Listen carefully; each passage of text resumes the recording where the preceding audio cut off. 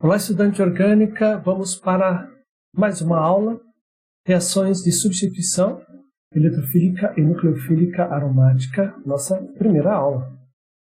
Na aula passada falamos sobre o efeito dos substituintes na orientação e um resumo geral. Vamos revisar? Então, quando se tem um substituinte, tem um grupo já no anel, o seguinte substituinte ele pode entrar em orto, meta ou para. E aí, dependendo do substituinte, ele dirige para orto, para ou meta. Então, todos os substituintes ativadores dirigem o segundo grupo para orto e para. Os desativadores fracos também dirigem o segundo grupo para orto e para. Os desativadores moderados e fortes dirigem o segundo grupo para meta, para a posição meta. E para entender ali como isso acontece, tem muito a ver com a estabilidade do intermediário do carbocátion, tá? Que é a etapa determinante da reação. E aqui mostra, considerando um grupo ativador fraco, que dirige em posição orto e para. Tá? A gente pode ver que tanto a posição orto quanto a posição para, existe um contribuinte de ressonância mais estável. Então, por isso, há uma maior estabilidade tanto do estado de transição quanto do carbocátion formado. Se nós formos agora considerarmos um ativador forte, tá? Ele também dirige orto para. E olha o que a gente pode ver aqui, que além de ter 3 contribuintes de ressonância, ele tem um quarto contribuinte de ressonância mais estável, quando o segundo grupo entra em orto ou para. Então, aqui mostra a razão, né, porque ele é orientador orto-para. Agora, se pegarmos um grupo desativador, e nesse caso é um desativador forte, aí, então o moderado e forte como desativador orienta na posição meta.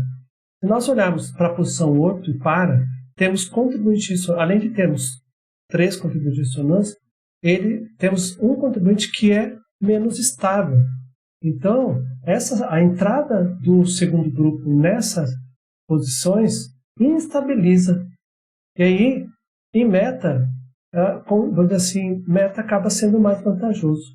Não por ser mais estável do que os anteriores, mas por ser mais estável em relação a essa nova situação.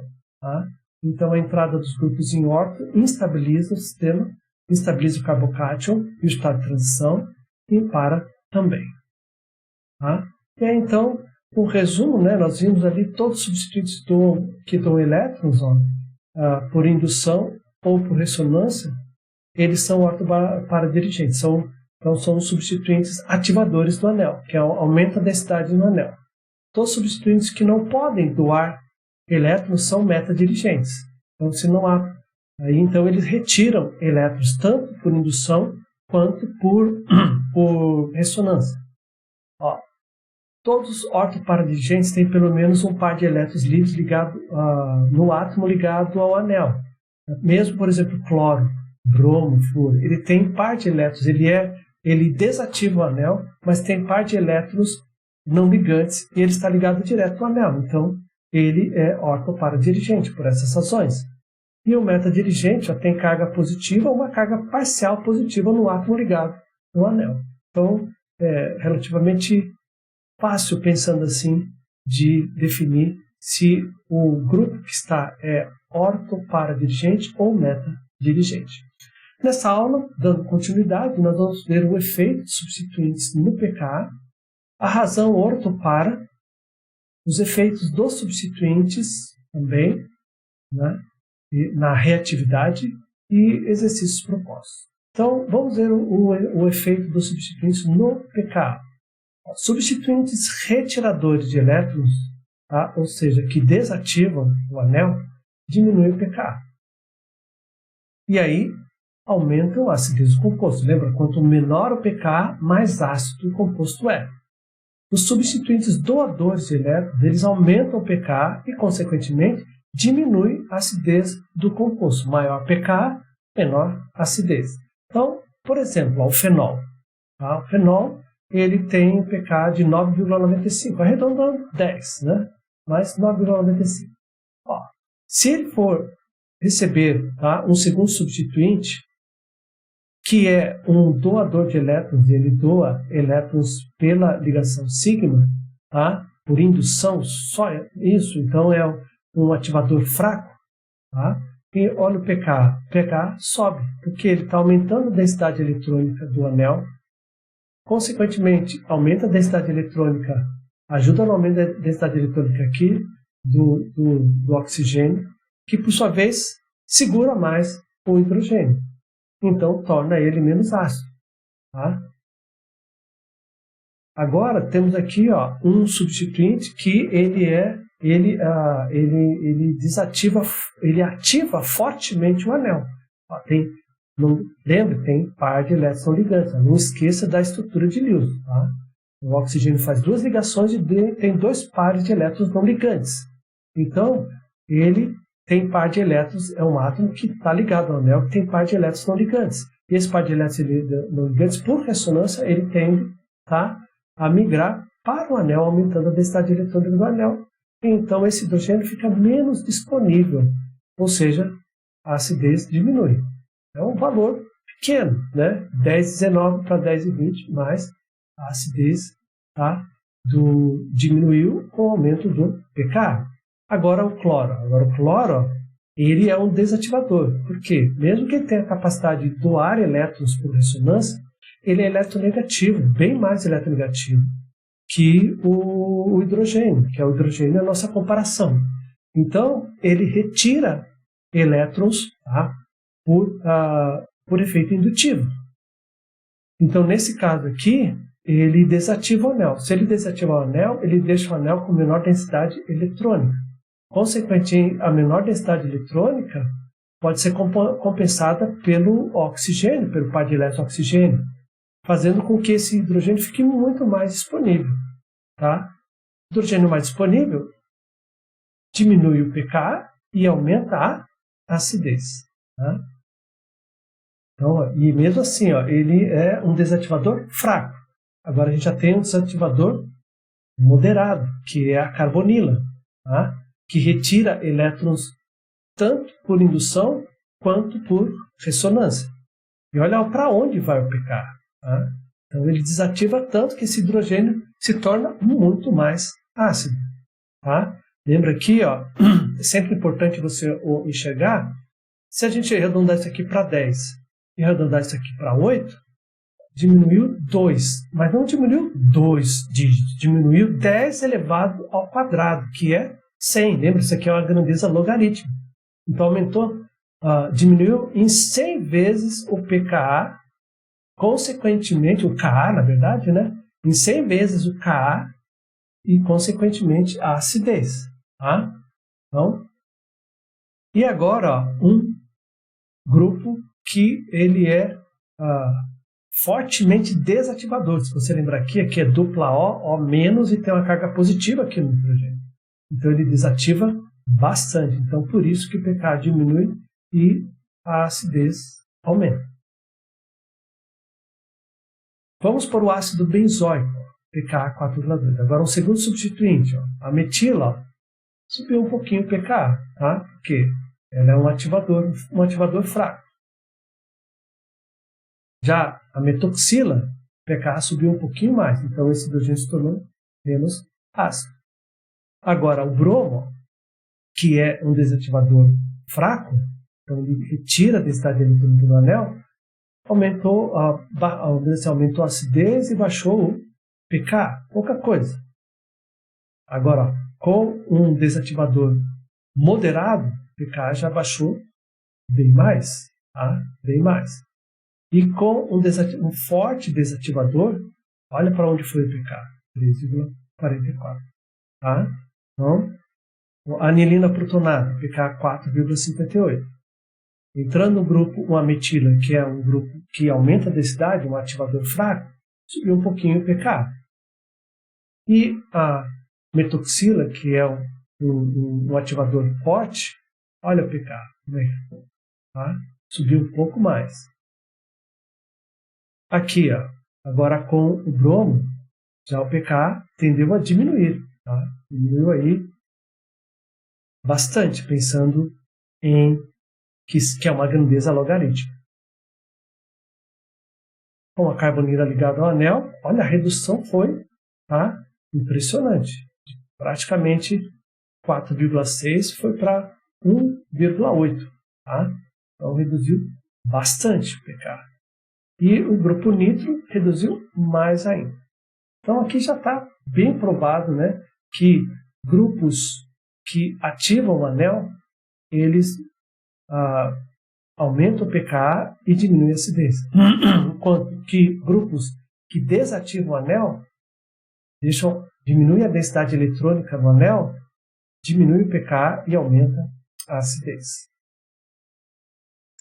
Exercício proposto: qual composto de cada par é mais ácido? Você vai comparar, tá, cada um deles aqui, ó, e utilizar o mesmo raciocínio. Isso vale para o anel e vale para a cadeia aberta também. De A a H. Razão ortopara. Então, ó, em termos estatísticos, é esperado maior proporção do isômero orto. Vamos lá. Vamos olhar aqui. Então, eu quero nitrar, né? Ácido sulfúrico, ácido nítrico, eu quero nitrar. Bom, em termos estatísticos, o que quer dizer isso? Ó, tem duas posições. Então, eu quero só mononitrar. Lembra disso, tá? Então, para mononitrar, existem duas posições, tá, no anel. No caso, em orto, e uma posição em para.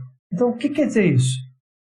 Em termos estatísticos, eu tenho, vamos dizer assim, eu tenho a tendência aí de ter 2/3, tá, do meu grupo nitro na posição orto, ou 66,666%, e 1/3 do meu grupo nitro na posição para.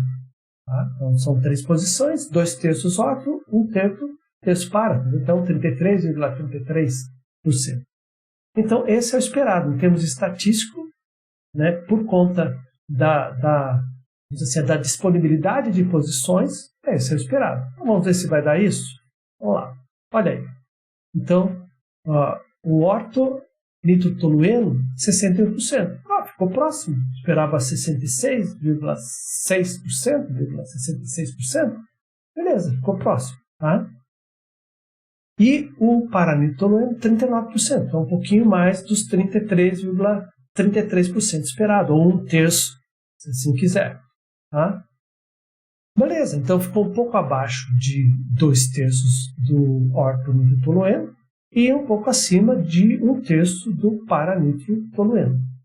E aí a pergunta é, mas por que não deu 66%? Já que eu tenho 2/3 de posições orto e 1/3 de posição nitro. E lembrando que a metila, ela é a orto para dirigente. Por enquanto a gente não está falando nada de meta, tá?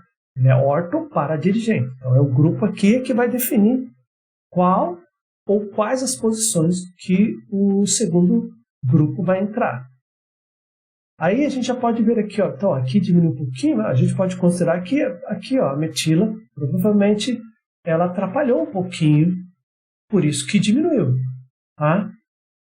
E enquanto aqui em para, não tem o impedimento do grupo metila para entrar. Então, podemos já justificando impedimento estéreo, tá? Como o fato aqui de não dar 2/3 e aqui dá um pouco mais que 1/3. Aqui não há impedimento estéreo. A posição para não tem impedimento estéreo, mas a posição orto há um impedimento por causa do grupo metilo. Então, ó, dependendo do impedimento estérico, a posição orto pode ser evitada, preterida. Então agora já não temos mais uma metila, mas sim agora uma etila. Imagina essa etila aqui girando a 1000 ali em cima. Tá? A 1000 ali em cima, que é a ligação sigma, o giro é livre, né? E aí então o grupo está querendo entrar aqui, ó, entrar na posição orto. É mais ou menos isso. A mão está girando a 1000 e um grupo está querendo entrar na posição orto. Tá? É mais ou menos isso. Então, ao impedimento estérico, qualquer grupo que tentar entrar aqui vai sofrer o impedimento estérico da etila. Tá? Vamos ver então como é que vai ficar agora a nitração? Olha lá. Na posição orto, baixou o que se esperava estatisticamente de 66%, 66,6%, baixou para 50%, indicando que esse grupo ele impede estericamente a entrada do segundo grupo, na posição orto. E olha a posição para. Aumentou de 33% esperado, foi para 50%. Então, mesmo a metila, ela acaba atrapalhando. Não é só a metila, é o grupo nitro também. Né? Então, tem impedimento estérico tanto do grupo que está como do grupo que chega. Tá? Mas, já vamos combinar. Vamos usar assim, ó, no caso, a proporção estatística e vamos trabalhar assim, ó, algo que tenha mais ou menos o tamanho, né, o volume da metila e um grupo que entra que lembre mais ou menos o nitro. Então você vai ter valores próximos do estatístico, tá? 61%, 39%. O percentual não tem como saber, porque daí isso é uma análise que tem que ser feita, tá, da mistura no equipamento especial. Mas a gente pode prever. Tá? Então, na condição que você tenha um grupo que lembre em termos de impedimento estérico a metila, e um grupo que lembre o impedimento estérico do grupo nitro que vai entrar, tá? Então você sabe que vai dar maior percentual do produto, tá, nitrado em orto e menor percentual, tá, do grupo nitro em par. Agora aqui, ó, você vê, agora mudou aí, ó, aumentou para 2 carbonos. Aqui então nós já temos agora outra situação. Aqui então a gente tem mais ou menos 1 para 1. Tá? A posição orto ela é preterida, ela é evitada por causa do volume do grupo que está no anel. Mas também pode ser o volume do grupo que vai entrar. Aqui, ó, se aumentar agora, ao invés de uma etila, tá? Nós temos aqui uma terquibutila. Então lembra, ó, aqui então são 3 CH3, CH3, são 3 CH3 na volta. Então, ou seja, um impedimento estéreo muito maior para a entrada do eletrófilo, tá? Que é o íon nitrônio. E olha aí, ó, o OTEC, o tio nitro-benzeno, só baixou para 18%, mesmo que estatisticamente tenha 2 posições para a entrada do grupo nitro em orto. E 82% para terc-butil nitro-benzeno. Percebe, então, que o grupo que está no anel, ou o grupo que entrar no anel, se ele tiver um impedimento estérico muito grande, você vai perceber facilmente que aí você vai ter, como produto majoritário, a entrada do segundo grupo em nitro, e como produto minoritário, a entrada do segundo grupo em orto. Tá?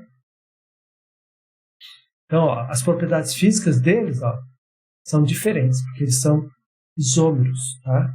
São isômeros. Então, permite a separação dos produtos. Então, eles têm ponto de fusão, ponto de ebulição, muitas vezes densidade, solubilidade, cristalizam diferente. Então, é possível fazer essa separação dos dois isômeros. Isso é muito bom. Agora vamos falar do efeito dos substituintes. Então, temos de reatividade. Então, a halogenação, ó, ela não precisa, não há necessidade de ácido de Lewis, tá, para catalisar a reação. Quando? Quando você tem um grupo ativador. O que é o grupo ativador? O grupo ativador faz com que o anel seja mais reativo. E por que eu uso o ácido de Lewis na halogenação? Lembra, se vocês lembrarem, o ácido de Lewis ele complexa com o bromo, enfraquece a ligação bromo-bromo, coisa que não é necessidade quando se tem um alceno. O alceno ele é mais reativo que o anel aromático. Então, por isso que não precisa de um ácido de Lewis. Agora, como o anel aromático, por conta da energia, tá, de ressonância, que baixa a energia dele, ele é menos reativo. Menor energia, maior estabilidade, menor reatividade. Nesse caso aqui, agora, quando tem um grupo que ativa o anel, que deixa o anel mais reativo, que é o caso dos grupos ativadores, então o ácido de Lewis é dispensado. Tá? Ele passa a ser tão reativo quanto um alceno, por exemplo. Então a reação vai ocorrer sem o ácido de Lewis. Então está aqui, parabromo anisol, tá? E o ortobromo anisol. Agora, se eu quero, aqui é uma monobromação, mas eu não quero morobromar, eu quero tribromar, eu quero bromar as posições orto, as duas posições orto e a posição para. Aí sim, você ainda tem um anel mais reativo por causa do grupo metóxi, tá? Que é um ativador forte, tá? Porém, e aí posso usar o triplo aqui, só que se eu quero, tá? Quero reagir com todas as posições, aí sim o ácido de Lewis vai auxiliar. Aí nós vamos ter, tá? A tribromação. Bom, então tá ali, 2, 4, 6, tribromo anisol. O excesso de bromo, aqui, na verdade, não indica o excesso de bromo. Está indicando a necessidade, tá? 3 mols do bromo, que é o necessário. Então, aqui vai ser um equivalente do anisol para 3 equivalentes do bromo. Mas, quando se faz a reação, sempre se utiliza, se eu preciso de 3 equivalentes, eu utilizo 6, às vezes 10. Vai depender do reagente, se ele não for muito caro. Tá? Mas sempre a gente usa um excesso de pelo menos 3,5, 3,1, 3,2, caso ele seja muito caro. Aí em defeito substituinte, substituintes diretores metas impede as reações de Friedel-Crafts. Ou seja, por que o diretor meta? Porque ele desativa o anel. Então, o diretor meta ele desativa o anel, deixa o anel menos reativo. Então, se eu tentar fazer uma reação de Friedel-Crafts, ela não vai ocorrer. No reaction. Tá? Seja uma alquilação, seja uma acilação. No reaction. Porque o anel está tão desativado, tão pouco reativo, que Friedel-Crafts não vai. Bom? Mas e agora? Eu tenho um grupo ativador. É, verdade. O grupo ativador ele deixa o anel mais reativo. Só que agora tem um outro problema. Quando se utiliza o cloreto de alumínio, ele tende a formar um complexo com o átomo que está ligado no anel, que tem a par não ligante, que é o caso, tá, quando se faz a acilação. No primeiro momento, o que a gente faz? Peraí, deixa eu... Acabando a energia. Vamos lá, acorda o menino. Tá? Então, voltando. Deixa eu beber de água.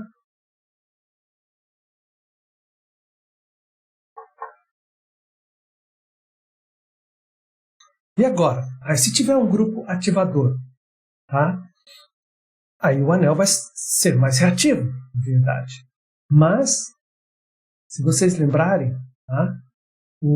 Quando se faz uma acilação de Friedel-Crafts, quando entra o grupo acila, o alumínio ele complexa com o par de elétrons do oxigênio.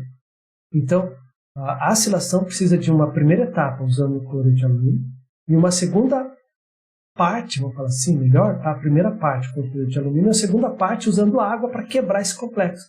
E o mesmo acontece com átomos que estão ligados ali no anel que tem par de elétrons ligantes. Então, se eu tentar fazer a acilação de Friedel-Crafts tentando alquilar ou acilar, o que vai acontecer? Vai acontecer primeiro isso aqui. O alumínio vai complexar com o par de elétrons do nitrogênio. O nitrogênio vai ficar com a carga positiva e de ortopara-dirigente, de ativador do anel, ele passa a ser meta-dirigente e desativador do anel. E a reação não vai do mesmo jeito. Bom, no reaction. Então, a anilina não pode ser nitrada porque sofre oxidação. Eu posso também tentar nitrar ela, tá? Mas quando se tenta nitrar, o grupo amino tá? Ele é oxidado, também não é interessante. Tá?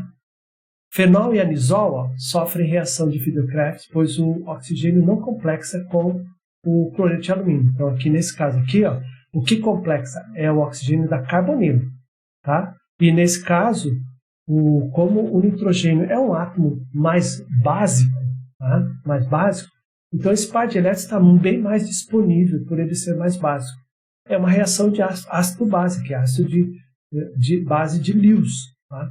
E no caso do fenol e anisol, por que não vai? Porque nesse caso o oxigênio, o oxigênio ligado direto ao anel e não ligado à carbonila, tá?